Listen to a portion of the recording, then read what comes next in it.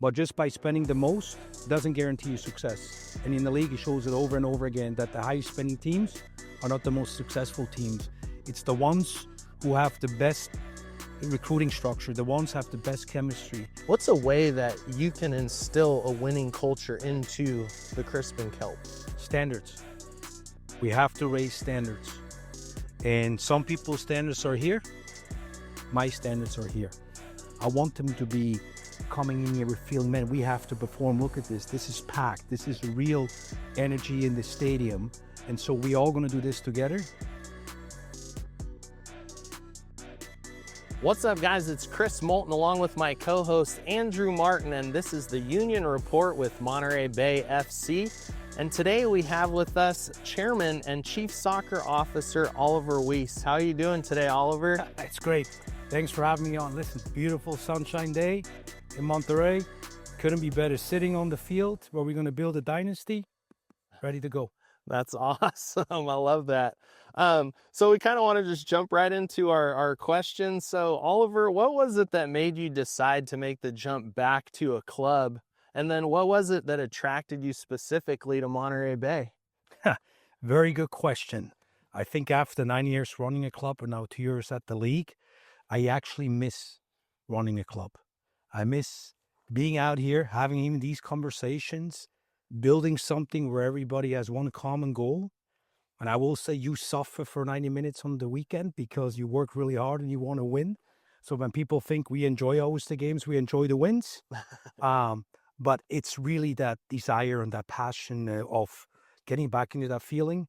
I think it was a great 2-year break for me as well, too. Working on the league, we obviously made some major accomplishments there from the league, which benefits the USL and this club specifically as well, too, which we speak. But very excited. Monterey is it's a great place. And look, I've obviously, my former club, we played against Monterey. So I've known the stadium, I've known the area. He has a fantastic ownership group.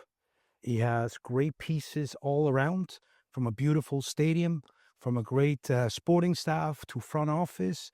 But I think he just needs a little bit of new leadership in taking this to the level. And I like challenges.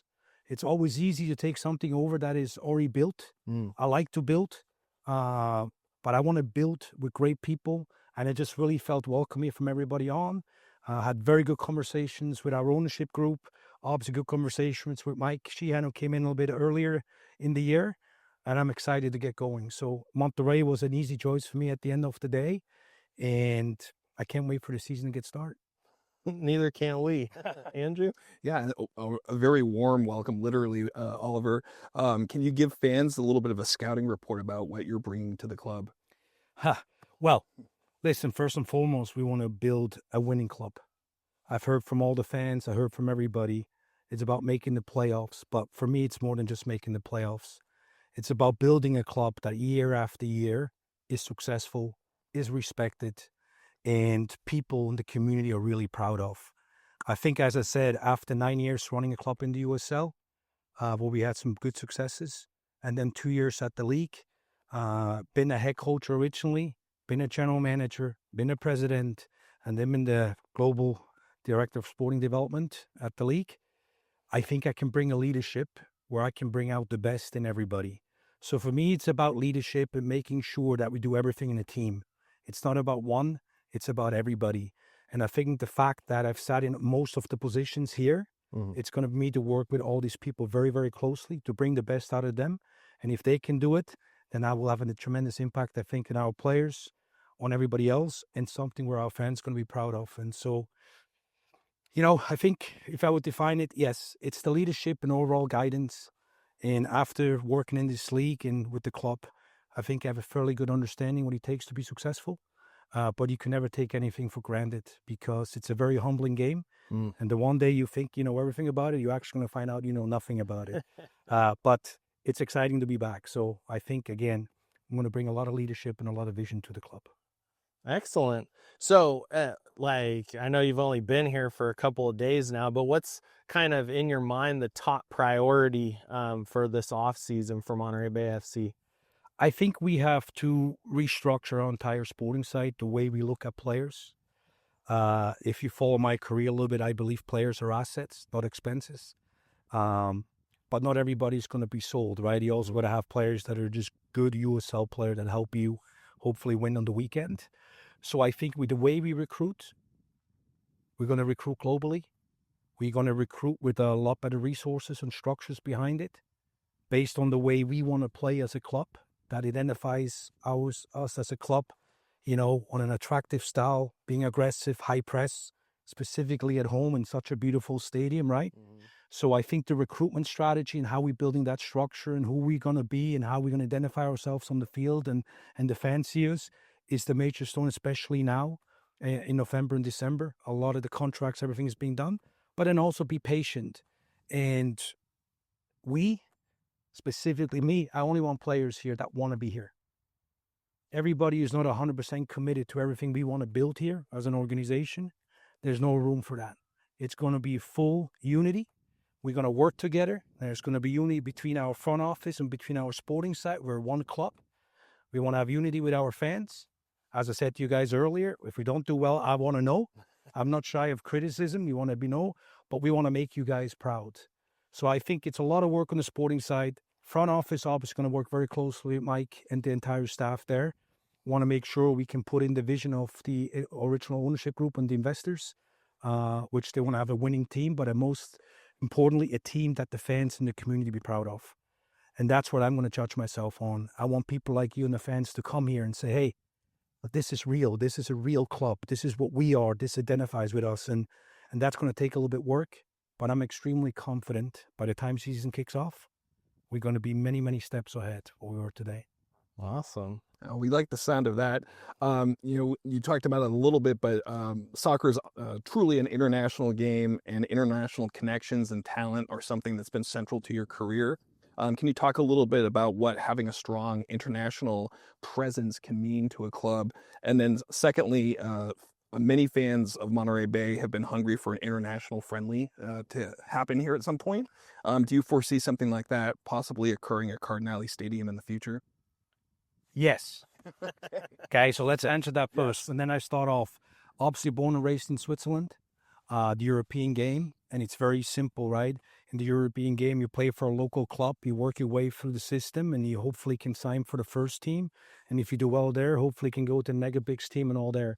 So the international structure and the way the football development is and how players are being developed in their own pathways through the academies is something that I always wanted to do in the United States. So I think we have all the pieces here in place to be able to accomplish that. And the international partnerships, what it gives us, I always say you work locally, but you have to think globally. I think the international partnerships will give us better recruitment opportunities, share practices with other top teams around the world who will take a lot of pride in what we want to build here. I think there's a lot of American talented players that are very interesting for that. So we want to be a hub to attract some of the top young American players, like we have done in my prior club, and then move them in the transfer market because there's real revenue, right? Players are assets, but you need to build the foundation to get this one done. And you cannot do everything in day one and step one. But very much we will have international partnerships here with the club. I cannot tell you which ones yet, but there's a lot of interest. So now it's about finding the ideal partners for us. We want to do international friendly games. Who wouldn't want to come to Monterey, right? The entire community here is absolutely stunning. And so the conversations are ongoing, and I can't wait to hopefully make some announcements here sooner than later about the partners that are coming and giving us a real advantage, I believe, in taking this club to the next level. Awesome. Thank you. And so, Oliver, just kind of switching gears for a minute and going back to your time at USL as the head of global football development, and how did that specifically, that 2-year period where you took some time away from the club game, how did that prepare you to return to the club game? I think it was time very well spent. The USL is a very fast-growing league. When I was asked to join the USL, I was tasked with obviously helping all the teams in the league build better sporting structures, look at better recruitment for players, and look at the players, as I said, about asset to sell them, because it's a very important piece of every professional club around the world is selling their own players, right? That's where a lot of the revenue comes. And also being part of the movement to announce promotion, relegation, and a new Division 1. Promotion relegation is the global game. it is a game of consequence. And for somebody who's played in promotional relegation game, fortunately enough, I got promoted, so it was the best feeling ever. But I also have a lot of friends who got relegated, and that's the worst feeling ever. But I think it gives us real credibility that we're part of the global game. And so promotional relegation, what do you do for here? Let's be very honest. A club like this in the USL Championship, by the time promotional relegation will start, a new Premier League scheduled for 2028, if you win a championship and you get the opportunity, you might get promoted into the next level. And that's what football is all around the world. That's what it is. And I think you will give Monterey a goal to shoot for. We have a lot of work to do. But yeah, I think that work was very satisfying. But as I said, now it's done. There's a lot of other work done, and there's a lot of top quality people working at the league. But I want to come back and run a club, and I want to be able to celebrate all these special memories and these moments here for the games that we're gonna create here, and really enjoy that, and also take the responsibility when the team doesn't perform. But it will be not for a lack of effort of preparation for that. The players will know what the responsibility is. The coaching staff will be held accountable to make sure we do everything we possibly can. And I think it's about putting a winning culture in there. And maybe that hasn't been existing here yet. And people were okay with losing. I will never be okay with losing. It happens. Sometimes the teams that you lose to, they're better. You have to acknowledge that. But you can never lose a game because you didn't do everything possible in preparation. And that's a completely different setting. And I feel comfortable we'll get to that point. Awesome. Yeah, and this is something that I'm personally fascinated by. So given your previous experience, how difficult is it to improve a club during the off season when everyone else in the league is trying to do the same thing? Like, how do you move the needle enough that you're always progressing forward? I always said in my career, I wanted to be a step ahead of the competitors. Now, with a 2-year break, you maybe think, hey, I'm 2 years behind, but that's really the case. I've watched a lot of games, have a lot of connections, obviously. Talk to a lot of the players, agents, and also other clubs. I think what it will really come down to is preparing everybody, that they can really be ready when it kicks off and that we can get everything done. So we have to be different than everybody else. You know, if we just recruit with some of our biggest spending money for the same player, that's not going to be us. And I don't believe that you have to spend big money to be successful. You have to spend smart money. And of course, you have to have a competitive budget. But just by spending the most doesn't guarantee you success. And in the league, it shows it over and over again that the highest spending teams are not the most successful teams. It's the ones who have the best recruiting structure, the ones who have the best chemistry, the ones who have a great locker room, where every player knows their role. So for us, recruiting moving forward, the character of the player is as important as the quality of the player. And they need to understand what their role is, and they all need to fit in. So we're recruiting now globally. A lot of things before with Monterey, my conversation, they recruited a little bit more through agents and on a smaller scale. While we're taking a completely different level, we'll build out a scouting structure, a system. We'll bring in a head of recruitment. We'll do everything properly the way it's supposed to be, because identifying, recruiting, and developing the right players is the key to a successful season. You don't get all the players right, but you have to get the majority of the players right. And I know we'll get the majority of them right, but it's then also up to the coaching staff to make him better on a daily basis. And that's why, again, the more fans will come here, the more people will embrace this and take this team under their arms, do it. Greater atmosphere is a big, big enthusiasm for all of our players to perform. I want them to be coming in here with feeling, man, we have to perform. Look at this. This is packed. This is real energy in the stadium. And so we all going to do this together. But yes, to answer your question, which is a very long way, we be different. We're not going to do what everybody else does, because that's not a recipe for success. We're going to be unique. We feel we have very good allies in how we can build a very good structure. And obviously our international partnership should help with that as well too, to get some quality players at the right time. But we have a real plan, and I'm already excited about it. I can't tell you, but some of the players we're talking to and looking at bringing in, they're real players who probably maybe a year ago would have not chosen Monterey to come, but they can see and they understand the vision now, what we want to build together. And I think they'll be very excited and be excellent players for us. I can tell you there's going to be a lot of people, including myself, sitting on the edge of our seats. So Definitely. And so you had touched on promotion relegation, and you said a couple of things that stuck out to me. You said that it's a game of consequence. That's one thing, which I love, because a lot of times you see at the end of a season, guys kind of going through the motions. You also talked about creating a winning culture, and that is kind of where I want to go with this. My question to you is, aside from actually winning soccer matches, what's a way that you can instill a winning culture into the Crisp and Kelp? Standards. We have to raise standards. And some people's standards are here. My standards are here. And I want to be measured by the best, and I will not accept anything less. Now, to get to standards, you have to work on details. Every little detail in a professional soccer club makes a difference. You got to use every advantage. You got to try to enhance everything. You got to provide the best possible environment for your players. You got to make sure the technical staff has everything what they need, as it is the front office.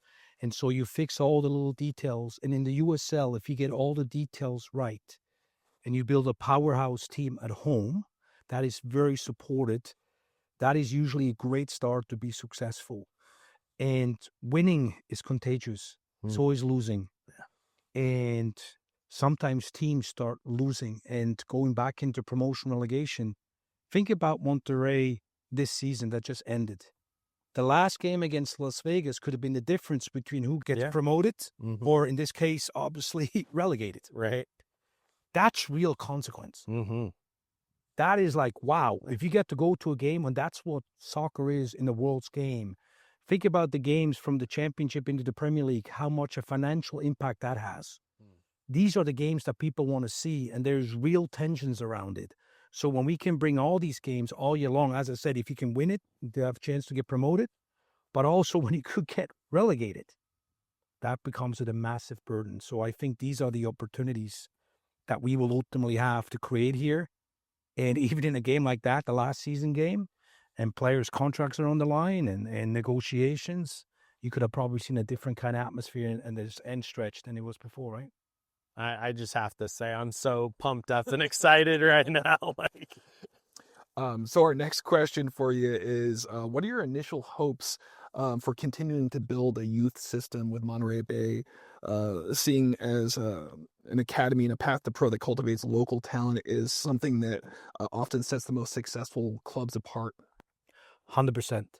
I'm a big believer in developing the players from the earliest stages in their career, because you set the tone of the culture of the club that you want to be. Specifically in the USL, having a U20 team, right, is a very important piece, because sometimes you have young players that were within the first team settings, but they don't get the playing time they need to. So they need to get the playing time on the U20s and prove to the coach why they should be included. So we want to work with all the youth setups in all of the A31 area code, and where as far as we have to go to have these young players who are playing here. I want them to think, hey, I want to be part of the U20 and I want to play someday here on this field, right? That's got to be the goal. And to do that, you got to develop these players. We're obviously going to have to spend some resources in the community to get us out there and start recruiting the right players and help them build better youth programs. But it's absolutely fundamental for all the clubs who want to be successful, specifically in the player market, to actually start working for youth development. And then also, as part of my time within the league, we were able to create one of the sporting initiatives where actually every team now can have 2 extra young players on a game day roster, home and away. The reason why we did this is because we thought it was important that, for example, a 16-year-old local player gets to be part of the full game day experience, is in the locker room, sits on the bench, got to be ready. And how cool is that if we are winning 3-0 here, and in the last 15 minutes, you can bring in a local boy from Salinas or from right down the street or from Carmel, and now he makes his home debut and he gets that one done. So it's all about building the youth. We realize we obviously want to win, but there's a fine balance between winning at all costs, which I don't believe in.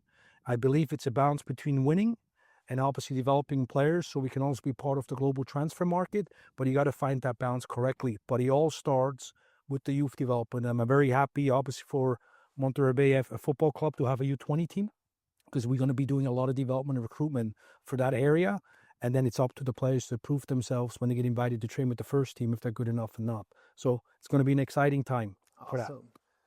And so my last question here, and it's not really a question, but people are excited already just about the changes that we're seeing in the club. And we want to give you an opportunity. Do you have a message for the Monterey Bay FC faithful who are still kind of reeling after last season and they're looking forward to next season?